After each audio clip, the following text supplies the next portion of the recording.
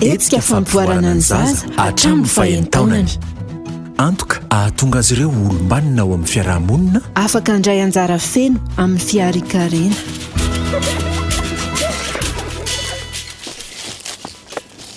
Tena tiako mihitsy akiny ampitombo tsara ny zanako.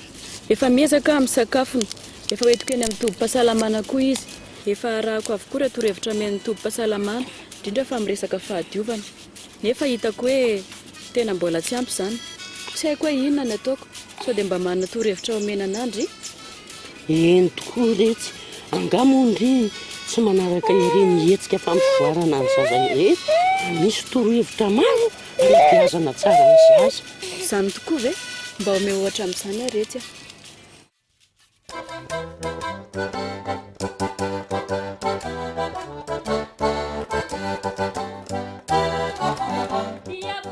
Amin'ny volana voalohany aoriana terahany dia ampio izy amin'ny sainy. Ohatra hoe asio zavatra miloko marevaka sy mazava manodidina azy.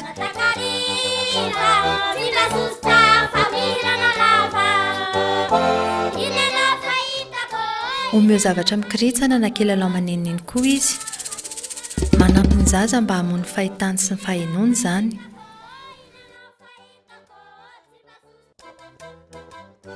Miampitombo hatrany ny zaza ka rehefa ampy roa na 3 volana eo izy dia efa tokony hahiaron-doha na hivadibadika. Ahetsiketseo aminy kilalao maneno sy miloko marevaka mba hampirisika azy hanaingany lohany.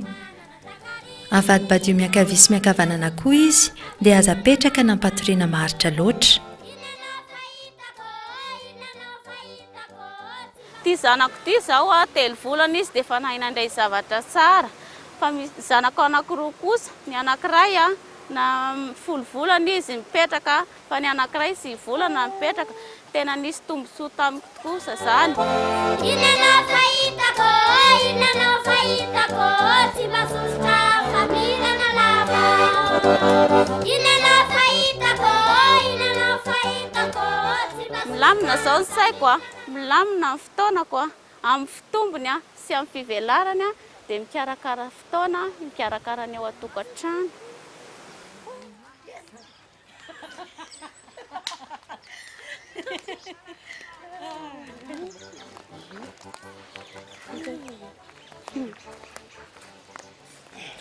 Tena nanampy marina kila torohevitra namendry iny fa dia tena misaotra betsaka.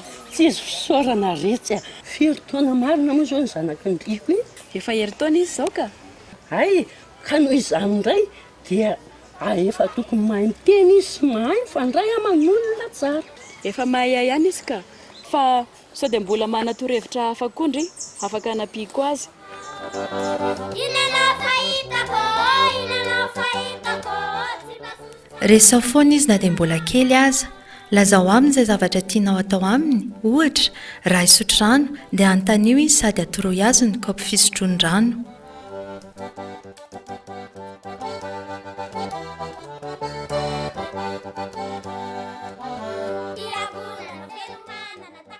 Ampangalao zavatra ihany koa izy mba hanampy azy amin'ny fahazoana teny. Tondroy amin'ny tanana ary lazao ny tompon'izay zavatra nirahanao azy.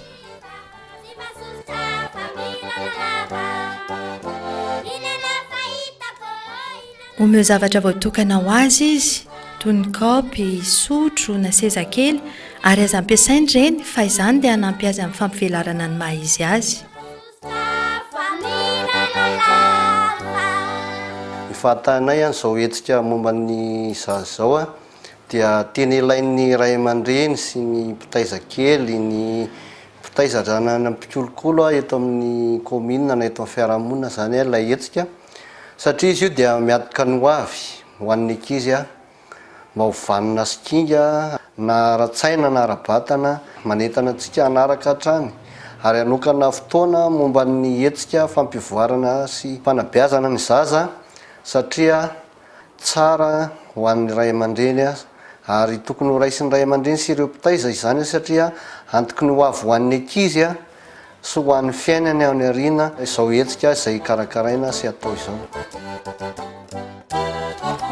Dia bulan fenomena na takari tsy masosotra familana lava dia olana fenomanana takariva maro fantanina antsika ray aman-dreny sy mpitaiza toko sy mivelatra araky ny tokony ho izy zay zanatsika inona ny tokony atao manoloana le fetsika asehony inona avy ny lalao iarahana aminy amin'ny taonany mahalen'ireo fantanireo ny soa amin'ny etsika fampivoarana ny zaza